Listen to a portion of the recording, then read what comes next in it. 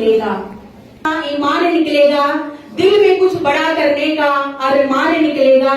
मेरी पीढ़ी के ये युवा हो भले कितने ही मॉडर्न, कि मेरी पीढ़ी के ये युवा हो भले कितने ही मॉडर्न, चीरेंगे सीना तो हिंदुस्तान निकलेगा, चीरेंगे सीना तो हिंदुस्तान निकलेगा। आदरणीय चेयरपर्सन नगर परिषद, जिला उपाध्यक्ष महिला मोर्चा जी एवं पूर्व ओबीसी मोर्चा प्रदेश कार्यकारिणी सदस्य डॉक्टर अनुराधा सैनी जी का महाविद्यालय प्रांगण में पहुंचने पर हार्दिक स्वागत करते हैं, अभिनंदन करते हैं। साथ ही स्वागत है नोडल ऑफिसर श्री लाभ सिंह जी का, माननीय प्राचार्य महोदय जी का, श्री हरप्रीत जी डिस्ट्रिक्ट यूथ ऑफिसर मेरा युवा भारत केंद्र जेल से, उनका भी महाविद्यालय पहुंचने पर हार्दिक अभिनंदन है, स्वागत है। बाहर से आए हुए सभी गणमान्य व्यक्ति, जूरी मेंबर्स और बाहर से विद्यालयों और महाविद्यालयों से आए हुए सभी कंटीजेंट और उनके प्रतिभागी और यहाँ बैठे मेरे देश की भावी आशाओं को महाविद्यालय प्रांगण में पहुंचने पर हमारे विकसित भारत युवा सांसद 2026 के आयोजन में अभिनंदन है, स्वागत है। जैसा कि मैं आपको बता दूं कि हमारे बीच आज उपस्थित हैं हमारे निर्णायक मंडल में doctor DS Lather retired principal, Shri Rajnish Mahal ji retired principal, Shri Subhash Bhigana ji national youth awardee and youth leader, Shri Om Prakash Chauhan ji senior academician and writer, Shri Vijender Mudgil ji youth leader and entrepreneurship, इनका भी महाविद्यालय प्रांगण में पहुंचने पर विशेष अभिनंदन। कि युवा एक उम्र बरसाती तूफान की तरह प्रियंकारी प्रबल चंद्रमासी शीतलता, जेठ की तपती दोपहरी की कार्यक्रम को शुरू करने से पहले मैं मंच पे दीप प्रज्वलन के लिए बुलाना चाहूंगी आज की हमारी मुख्य अतिथि महोदया, साथ ही नोडल ऑफिसर श्री लाभ सिंह जी, मैडम ज्योति शोरा, मैडम रितु, श्री अमन, बाहर से आए हमारे आज के जूरी मेंबर्स।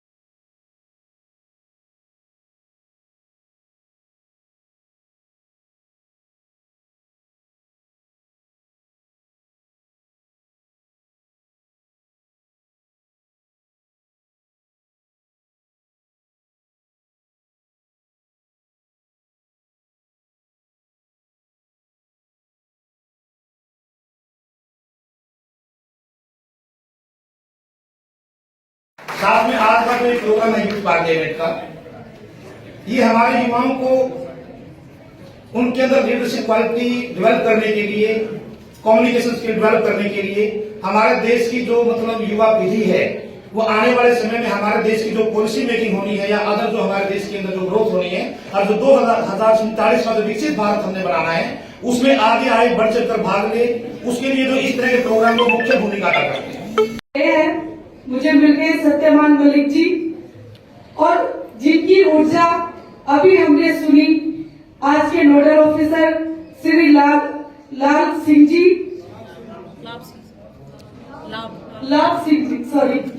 जी, और मेरे छोटे भाई कहूँ या बड़ा भाई कहूँ, जो निरंतर बच्चों को आगे बढ़ाने के काम कर रहे हैं, बच्चों को आगे ले जाने का काम कर रहे हैं।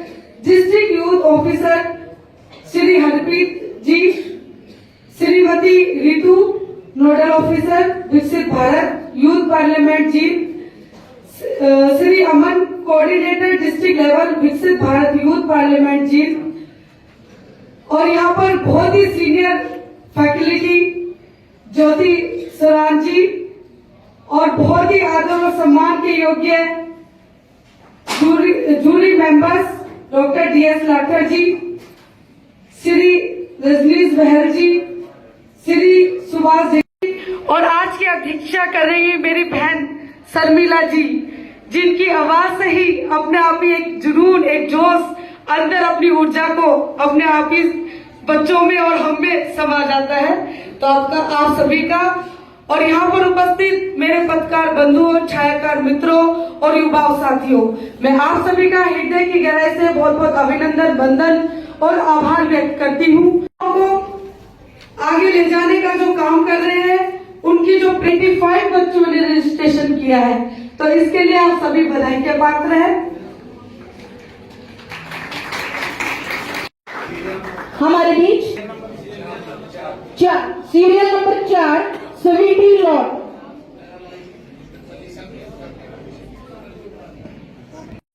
लोकतंत्र कोई स्थायी उपलब्धि नहीं है, बल्कि इसे बनाए रखने के लिए लगातार साहस और जागरूकता की आवश्यकता है। इसी संदर्भ में आज मैं स्वीटी चौधरी रणवीर सिंह यूनिवर्सिटी से आपके सामने भारत के इतिहास के एक महत्वपूर्ण और संवेदनशील अध्याय पर अपने विचार व्यक्त करने आई हूँ। आपातकाल के 50 वर्ष भारतीय लोकतंत्र के लिए सबक। साथियों, भारत विश्व का सबसे बड़ा लोकतांत्रिक देश है। भारत का संविधान हमें स्वतंत्रता, समानता और अभिव्यक्ति का अधिकार प्रदान करता है, परंतु भारत के इतिहास में एक ऐसा भी दौर आया जब ये अधिकार हमसे छीन लिए गए। वो दौर था 25 जून 1975 से 21 मार्च 1977 का राष्ट्रीय आपातकाल। 1975 का आपातकाल भारतीय लोकतंत्र के इतिहास का ऐसा दौर था जब चुप्पी को अनुशासन कहा गया और असहमति को अपराध। आपातकाल के दौरान लोगों के मौलिक अधिकार निलंबित कर दिए गए, तरह से जिसे लोकतंत्र का चौथा स्तंभ कहा गया है, उसकी स्वतंत्रता छीन ली गई। तानाशाही की स्थिति में आ गया, सरकार की आलोचना करना अपराध बन गया और जनता की आवाज दबा दी गई। साथियों, आपातकाल ने यह भी साबित किया है कि लोकतंत्र की असली ताकत जनता से है। 1977 आम चुनाव में भारतीय जनता ने तानाशाही प्रवृत्ति को नकार दिया और पहली बार सत्ता में केंद्रारूढ़ सरकार हार गई। यह घटना भारतीय लोकतंत्र की परिपक्वता और जनता की जागरूकता का परिणाम है। आज जब आपातकाल को लगभग 50 वर्ष पूरे हो चुके हैं, तब हमें इससे कई महत्वपूर्ण सबक मिलते हैं। संविधान से बड़ा कोई नहीं है, सत्ता में बैठे व्यक्ति भी इसके अधीन है, उन्हें भी संविधान का पालन करना पड़ता है। अभिव्यक्ति की स्वतंत्रता लोकतंत्र की आत्मा है और लोकतंत्र तभी सुरक्षित है जब नागरिक जागरूक हो। आपातकाल केवल एक ऐतिहासिक घटना नहीं है, बल्कि यह एक चेतावनी है। यह हमें याद दिलाता है कि स्वतंत्रता कितनी नाजुक है और लोकतांत्रिक मूल्यों की रक्षा करना आवश्यक है। भारत के युवा नागरिकों के रूप में हमारा यह कर्तव्य है कि लोकतंत्र का सम्मान करें। आज मैं एक ऐसे ही विषय पर बात करूंगी जो हमारे भारत के इतिहास का सबक रहा है। जी हाँ, मैं बात कर रही हूँ 1975 को लगाए गए राष्ट्रीय आपातकाल की। आपातकाल यह केवल एक शब्द नहीं था, अपितु यह भारत के लोकतंत्र की वह परीक्षा की घड़ी थी जिसने हम नागरिकों को 21 महीनों तक अंधेरे में रखा। महोदय, मैं विषय के 2 मुख्य बिंदुओं पर बात करूंगी। पहला 1975 का आपातकाल, दूसरा कि भारत ने आपातकाल से क्या सीखा। 25 जून 1975 की वह रात जब सरकार ने आंतरिक अशांति का हवाला देते हुए देश में इमरजेंसी लगा दी, प्रेस की स्वतंत्रता को छीन लिया गया, बड़े बड़े नेताओं को, विपक्षी नेताओं को जेल में डाल दिया गया, कोर्टों और अदालतों की आवाजों को भी दबाने की कोशिश की गई और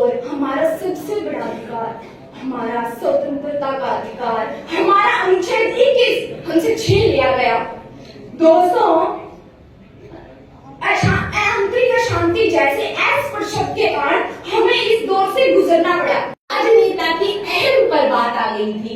यह हुआ था सन 1975 से 77 के बीच में, जब भारत में आपातकाल की घोषणा की गई थी। भारत की प्रधानमंत्री इंदिरा गांधी ने भारत में आपातकाल की घोषणा कर दी थी। यह कोई लोकतंत्र नहीं था, ये तो तानाशाही थी। यहाँ कोई राष्ट्र कल्याण की बात नहीं हो रही थी, अपितु यहाँ तो एक व्यक्ति, एक राजनेता अपने अहम से पूरी कानून व्यवस्था को, पूरी न्याय व्यवस्था को अपनी उंगलियों पर नचा रहा था। मान्यवरों, कृपया शांति बनाए रखें। मान्यवरों, आज भारत राष्ट्र जो है विश्व का सबसे बड़ा लोकतांत्रिक राष्ट्र है।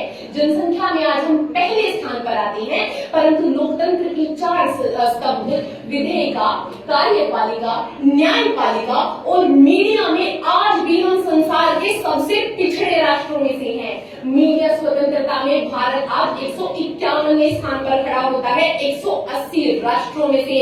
तो हमारा लोकतांत्रिक राष्ट्र का दम्भ भरना नकली लगता है, नाटक लगता है। हमें उस आपातकाल से सीखने को क्या मिला, क्या सबक मिला? सर्वप्रथम तो यह है कि किसी भी राष्ट्र को सुचारू ढंग से संचालित करने के लिए उसकी न्यायपालिका का मजबूत होना आवश्यक है। दूसरा, संविधान इतना मजबूत होना चाहिए कि कोई मंत्री उसे अपनी मर्जी से ना बदल सके, अपने हक में ना बदल सके, अपने निजी फायदे के लिए ना बदल सके। तीसरा, राष्ट्रपति का पद अर्थात किसी भी राष्ट्र का पहला नागरिक, भारत का पहला नागरिक, वह कोई पद या पदवी नहीं होना चाहिए, अपितु उसके पास ताकत होनी चाहिए, वह सरकार की गुड़िया नहीं होना चाहिए। चौथा, विपक्षी अर्थात विरोधी पार्टी दमदार होनी चाहिए। ऐसा नहीं होना चाहिए कि शासन करने वाली पार्टी एक छत्र राज करे। और पांचवा और सबसे महत्वपूर्ण, लोगों की आवाज ही है, लोगों का शासन है, लोकतंत्र का नियम है। अपनी आवाज को बुलंद कीजिए, तभी लोकतंत्र बचा रहेगा। 25 जून 1975 को श्रीमती इंदिरा गांधी ने आपातकाल लगाया था। उसमें हमारे देश के नागरिकों के स्वतंत्रता का अधिकार, प्रेस पर सेंसरशिप लगाना और जो हमारा जो हमारे अधिकार थे उनका आनंद करना, और जो विपक्ष था उसको मजबूत होने की बजाय उसको खत्म करने की साजिश थी इंदिरा गांधी की। जो आज हमारे संविधान को ये सीखना चाहिए कि जो हमारे संविधान में सबक होना चाहिए कि जो हमारे नागरिकों की सुरक्षा हेतु संविधान है। धन्यवाद। जय जवान। जब राष्ट्रपति फखरुद्दीन अली अहमद ने तत्कालीन प्रधानमंत्री श्रीमती इंदिरा गांधी के एक गलत से निर्णय पर आंतरिक अशांति का हवाला देते हुए देश में अनुच्छेद 352 को लागू कर दिया था, जिससे कि 21 महीनों तक देश की आत्मा को कैद कर दिया गया और मानो दुनिया के सबसे बड़े लोकतंत्र पर एक ग्रहण सा लग गया था। अब उस कार्य दौर के कुछ आंकड़े एवं घटनाएं मैं आपके साथ साझा करना चाहूंगा। शाह कमीशन की एक रिपोर्ट के अनुसार 1,10,806 लोगों को, जिसमें निशा के तहत 35,000 और DSR के तहत लगभग 75,500 लोगों को गिरफ्तार किया गया, जिसमें दिग्गज नेता भी शामिल थे। प्रेस को दबा दिया गया, मौलिक अधिकार निलंबित कर दिए गए और 42वें संशोधन के जरिए न्यायपालिका को कमजोर और कार्यपालिका को सर्वोपरि बनाने की कोशिश की गई। दोस्तों, इमरजेंसी के 50 वर्ष के पश्चात क्या हम यह जानते हैं कि इमरजेंसी की इतिहास की सिर्फ एक घटना ही नहीं बल्कि एक चेतावनी है। जयप्रकाश नारायण जी ने कहा था कि लोकतंत्र में जनता सर्वोच्च है। अगर जनता ही सोती रही तो तानाशाही जाग जाती है।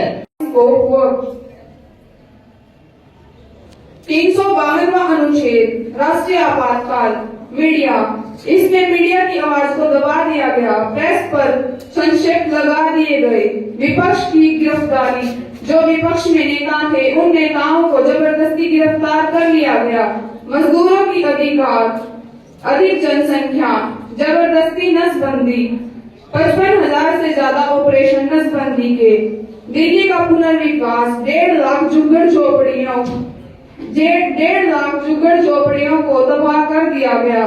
कानून में परिवर्तन, कई कानून में बदलाव लाए गए। लोगों का जीवन, लोगों की स्वतंत्रता और अधिकारों पर प्रभाव पड़ा। धन्यवाद। सबके सामने विकसित भारत पर चर्चा करना चाहती हूँ, लेकिन क्या एक देश विकसित हो सकता है अगर उसकी आवाज ही छीन ली जाए? 25 जून 1975 यह तारीख भारतीय लोकतंत्र के इतिहास में हमेशा याद रखी जाएगी। उस दिन तत्कालीन प्रधानमंत्री इंदिरा गांधी द्वारा देश में आपातकाल घोषित किया गया और फिर 21 महीनों तक भारत ने वो अंधेरा देखा जहां बोलना गुनाह था, लिखना खतरा था और सवाल पूछना गुनाह था। अनुच्छेद 19 जिसने हमें बोलने, लिखने और अभिव्यक्ति की आजादी दी, उसकी आवाज दबा दी गई। अनुच्छेद 21 जो हमें जीवन और व्यक्तिगत आजादी का अधिकार देता है, उसे सीमित कर दिया गया। नहीं, भारत टूटा नहीं, भारत डरा नहीं। सन 1977 के चुनाव में जनता ने दिखा दिया भारत सिर्फ लोकतंत्र सिर्फ कागज पर नहीं होता। ने हमें सिखा दिया लोकतंत्र केवल चुनाव नहीं है, लोकतंत्र सतर्क नागरिक है, लोकतंत्र प्रश्न पूछने का साहस है, अधिकारों की रक्षा का जज्बा है। आज जब हम विकसित भारत 2047 की ओर बढ़ रहे हैं तो हमें याद रखना होगा, विकसित सिर्फ इमारतों से नहीं होता, विकास विचारों की आजादी से होता है, विकास आर्थिक शक्ति से नहीं होता है। अगर हम अपने संविधान का सम्मान करेंगे, अगर हम तो कोई भी आपातकाल, कोई भी अंधेरा भारत की रोशनी को बुझा नहीं। भारत एक विचार है और विचार मगर गहरा नहीं, अंधेरा छाया था मगर गहरा नहीं, क्योंकि लोकतंत्र की जोत जल चुकी है और जागा हुआ भारत अब कभी सोएगा नहीं। जय हिंद, जय। वो सीरियल नंबर 24 दीपिका। अब सीरियल नंबर 26 गौरव धीमा और उसके बाद सीरियल नंबर 29 गौरव 50 साल बाद आपातकाल से मेरी सीख विषय पर अपने विचार प्रकट करना चाहता हूँ। 25 जून 1975 को हमारे देश भारत में आपातकाल लगाया गया था। उस समय देश की प्रधानमंत्री श्रीमती इंदिरा गांधी थी। यह आपातकाल लगभग 21 महीने तक चला। आपातकाल का मतलब है ऐसी स्थिति जब सरकार को बहुत ज्यादा ताकत मिल जाती है, लेकिन 1975 में जो हुआ, हमारे लोकतंत्र को हिला दिया गया। उस समय कई बड़े नेताओं को जेल में डाल दिया गया, अखबारों को पर रोक लगा दी गई, किसी को कुछ बोलने का अधिकार नहीं था, लोग खुलकर अपनी बात नहीं कह सकते थे, बोलने की आजादी कम हो गई। सोचिए, अगर हम अपनी बात कहने की आजादी ना हो तो कैसा लगेगा? किसी को कुछ नहीं कह सकते। लोकतंत्र की आजादी सबसे ज्यादा जरूरी होती है। It was one of the most difficult time periods in Indian democracy. Dr. B.R. Ambedkar, the architect of our constitution, once said, however good a constitution may be, it will turn to bad if those who are called to work it happen to be a bad vote. Emergency proved how true these words were. But my friend, the story doesn't end in the darkness. In 1977, when the elections were finally held, the people of India voted strongly. They removed the ruling government from the power and Morarji Desai became the Prime Minister. They showed the world that you can't arrest the leader but you can't silence the people forever. The 5 constitutional awareness or the 5 unexpected thoughts it given to us is, the first one is democracy is not affected, we just have to protect it. The second one is an independent judiciary is essential for the accessibility. The third one is freedom of speech and press is very important. The fourth one is opposition is not enemy, it is essential for the accountability. And the last one or the fifth one is citizen must stay strong and united. After the emergency, the 44th constitutional amendment was passed to make it harder to misuse the emergency power. की स्वतंत्रता और अधिकारों पर गहरा प्रभाव डाला। आपातकाल के दौरान नागरिकों के मौलिक अधिकारों को निलंबित कर दिया गया था, प्रेस की स्वतंत्रता पर अंकुश लगाया गया था और राजनीतिक विरोधियों को जेल में डाल दिया गया था। इस अवधि ने हमें सिखाया कि लोकतंत्र की रक्षा करना और नागरिक अधिकारों का सम्मान करना कितना महत्वपूर्ण है। इस अनुभव से हमने कई महत्वपूर्ण सबक सीखे हैं और उनके संस्थानों को मजबूत बनाने की आवश्यकता पर, ताकि भविष्य में ऐसी घटनाएं फिर कभी न हो। इसलिए मैं आपको कुछ बताना चाहती हूँ। सत्ता का खेल तो चलेगा, सरकारें आएंगी और जाएंगी, पार्टियां बनेंगी और बिगड़ेंगी, मगर ये देश रहना चाहिए, इसका लोकतंत्र अमर रहना चाहिए, इसका लोकतंत्र अमर रहना चाहिए, मगर ये देश रहना चाहिए। Thank you. बहुत अच्छे। Serial number 39 Yogesh Kumar. उसके बाद सीरियल नंबर 41 मधु। सीरियल नंबर 41 मधु। जजेस नोट करें, सीरियल नंबर 39 योगेश कुमार। जब न्यायपालिका ने एडीएम जबलपुर फैसले में यह कह दिया कि सरकार आपातकाल के दौरान लोगों की जान भी ले ले तो वो न्यायालय नहीं जा सकते। साथियों, जहां पर तानाशाही होती है वहीं पर क्रांति पैदा लेती है। वहीं जयप्रकाश नारायण ने कहा, ललकार कर कहा कि सिंहासन खाली करो कि जनता आती है। तुर्कमान गेट पर गरीब लोगों ने सीना तान कर खड़े हुए और जेलों के अंदर आरएसएस, समाजवादी और वामपंथी एक साथ हुए, क्योंकि सवाल यहाँ पर विचारधारा का नहीं बल्कि लोकतंत्र का था। की परीक्षा व जनता की शक्ति का प्रभाव है। आज मैं आपसे 50 वर्षों के आपातकाल और उसके बाद के लोकतंत्र पर पड़ने वाले प्रभावों के बारे में बताना चाहती हूँ। आपातकाल क्या? 25 जून 1975 को तत्कालीन प्रधानमंत्री इंदिरा गांधी की सलाह पर भारत में राष्ट्रपति आपातकाल घोषित किया गया। इसे संविधान के अनुच्छेद 352 के 30 मार्च 1973 पर लागू हुआ। कारण क्या थे?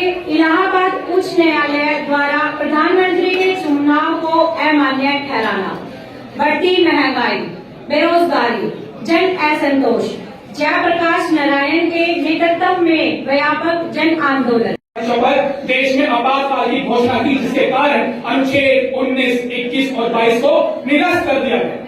परिणाम स्वरूप देश में से हजारों विपक्षी नेता, अटल बिहारी वाजपेयी, लाल कृष्ण आडवाणी, जयप्रकाश नारायण जैसे नेता को जबरन जेल में डाल दिया गया। और यही नहीं, सरकार ने अनुशासन पर्व के नाम पर जबरन 1.5 करोड़ से ज्यादा लोगों की नसबंदी की गई। अनुशासन पर्व के नाम पर ही 25,000 से ज्यादा सरकारी कर्मचारियों को जबरन सेवानिवृत्त कर दिया। प्रश्न यह नहीं है कि आपातकाल के दौरान क्या हुआ और क्या नहीं हुआ। जब 21 मार्च 1970 को आपातकाल निरस्त हुआ, वो आज ऐसे जख्म दे गया जिसके कारण हम आज भी 50 साल के बाद उसकी चर्चा कर रहे हैं। इस आपातकाल से लोकतंत्र के लिए हमने क्या सबक सीखे, हम उसके बारे में चर्चा करेंगे। पहला निरंकुशता से बचाव। देश में तमाम सरकारें आएंगी और जाएंगी, सभी सरकारों का कर्तव्य है कि वो संविधान के दायरे में रहकर कार्य करना होगा। नागरिकों के अधिकारों की रक्षा करनी होगी, क्योंकि जब जब नागरिकों के अधिकारों का हनन होगा तब इस देश की शासन व्यवस्था डगमगा सकती है। आज हमारे देश में जब मीडिया की बात की जाती है, मीडिया के क्या दायित्व हैं, तो मैं आपको बता देना चाहता हूं कि जो आज वर्तमान दौर में मीडिया का हाल है, इसकी बुनियाद भी 1970 में रखी गई थी।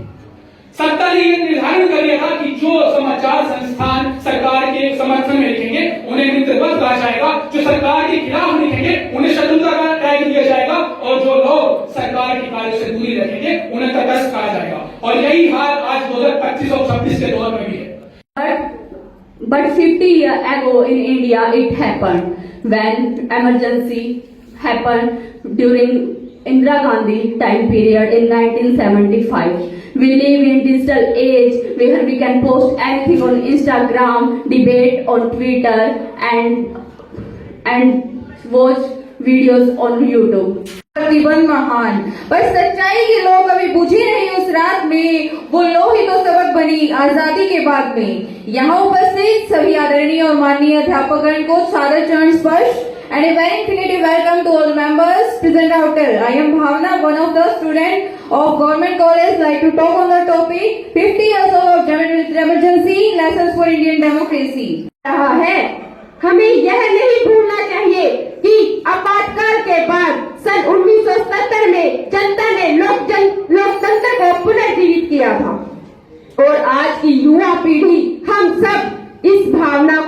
सकते हैं। न केवल लोकतंत्र के अंधभक्त बने और न अंध विरोधी, बल्कि उसके सच्चे रक्षक बने। के बाद यहाँ उपस्थित सभी आदरणीय एवं माननीय निर्णायक मंडल एवं मेरे प्रिय साथियों, सभी को मेरा सादर नमस्कार। आज मैं आप सबके समक्ष आपातकाल के 50 वर्ष भारतीय लोकतंत्र के लिए सबक विषय पर अपने विचार प्रस्तुत करने के लिए उपस्थित हूँ। मानत हम सो गया था, हाँ ऐसा सच में हुआ था। 1975 की आपातकाल के दौरान आज मैं आपको इस those who stood resolutely against tyranny and defended our democratic spirit. The ultimate lesson of the emergency is that democracy is resilient and the Indian people will always choose freedom over anything else. Let this 50th anniversary strengthen our resolve to uphold the sanctity of our constitution, ensuring that such a dark chapter is never allowed to repeat itself again. Jai Hind. Thank you. Have a nice day. है जो हर अंधेरे में उजाला करती है, जो हर अंधेरे में उजाला करती है। माननीय अध्यक्ष महोदय, निरक्षर विवेकी निर्णायक मंडल, गुरुजन, सभ्य श्रोतागण, आज मैं अंतिम आप सभी के सामने एक ऐसे ऐतिहासिक अध्याय पर अपने विचार प्रस्तुत करने आई हूँ जिसने भारतीय लोकतांत्रिक, जब भारत और चाइना का युद्ध हुआ था उस टाइम पे सेना को शक्ति देने के लिए उन्होंने यूज कर सके और देश के ऊपर कोई बर्डन ना हो। दूसरी बार आपातकाल लगाया था 1971 में, तब भारत और पाकिस्तान का युद्ध हुआ था बांग्लादेश बनाने के लिए। वो आपातकाल 1971 से लेकर 1973 तक चला। जैसा कि मेरे साथियों ने बताया कि 1975 में आपातकाल लगा था, जिसके बारे में उन्होंने बताया कि यही वो आपातकाल था जिसको लेकर 50 साल पूरे होने के बाद आज ये समारोह रखा गया है। ठीक है सर। कार्यक्रम की कवरेज बहुत ज्यादा देने के लिए इनको सम्मानित किया जा रहा है। बहुत बहुत धन्यवाद। सभी आधा घंटे के बाद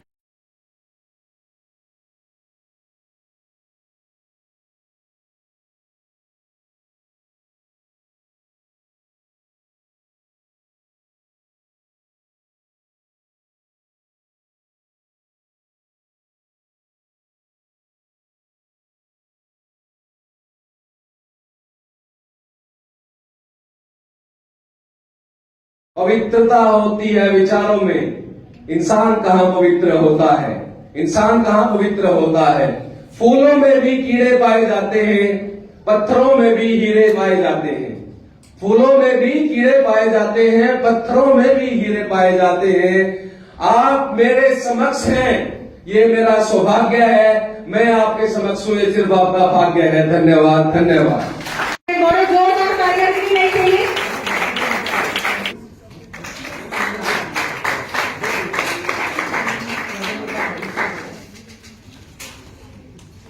हाँ जी सर, एक मिनट सामने देखियो। तृतीय स्थान पर रही तमन्ना,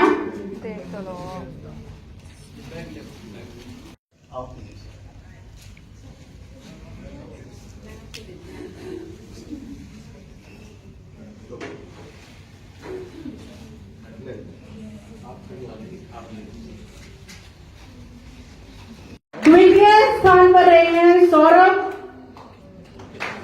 द्वितीय स्थान पर सौरभ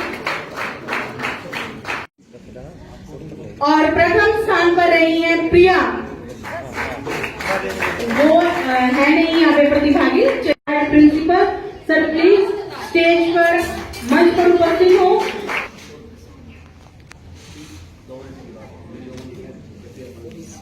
ये बेटा भी बैठे रहो। श्री सुभाष भिगाना जी महाविद्यालय की तरफ से एक मोमेंटो भी। मेरा अनुरोध श्री वीरेंद्र में आपके लिए है, वो शायद शब्दों में बयान ना हो पाए। अभिनंदन।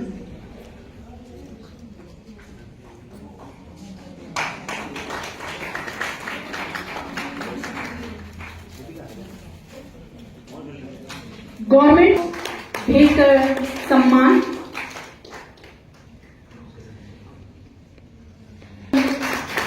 करवाया। एक मोमेंटो से धन्यवाद करते हैं। उनका भी एक मोमेंटो भेंट कर महाविद्यालय की ओर से सम्मान भी मैं मंच पे बुलाना चाहूंगी।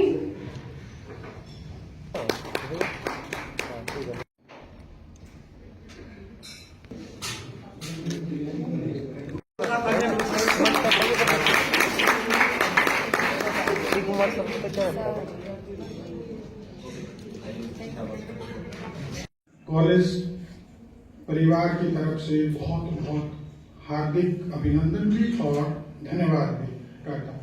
सभी हमारे लिए बहुत ही परिचित व्यक्तित्व हैं और गर्वित महसूस करते हैं हम इनको पाकर। मेरे टीचर भी रहे हैं रजनीश महल जी, डॉक्टर रजनीश महल। व्यक्तिगत तौर से मुझे बहुत ही I feel proud when he is present here. It gives me a very special feeling, special attachment, and I really feel proud. Devendra Lathar ji हैं, हमेशा ही हमारे यहाँ ज्वाइन किया तो तब से यहाँ पर रहे। सुभाष जी, विजेंद्र जी, सभी के सभी हमारे लिए बहुत ही नेशनल लेवल की चर्चित हस्तियां हमारे बीच आती हैं, तो अच्छे लोगों के संपर्क में आना भी बहुत अच्छी बात है।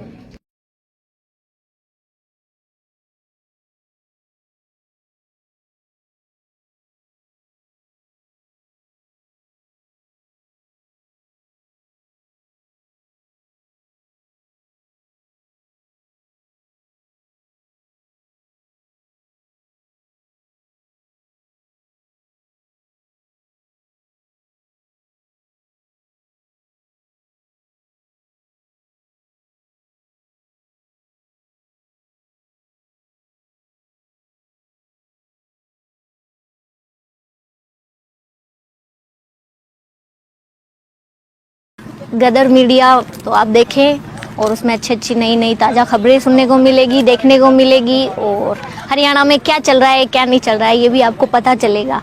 और चैनल को लाइक करें, सब्सक्राइब करें और शेयर करें। थैंक यू, धन्यवाद।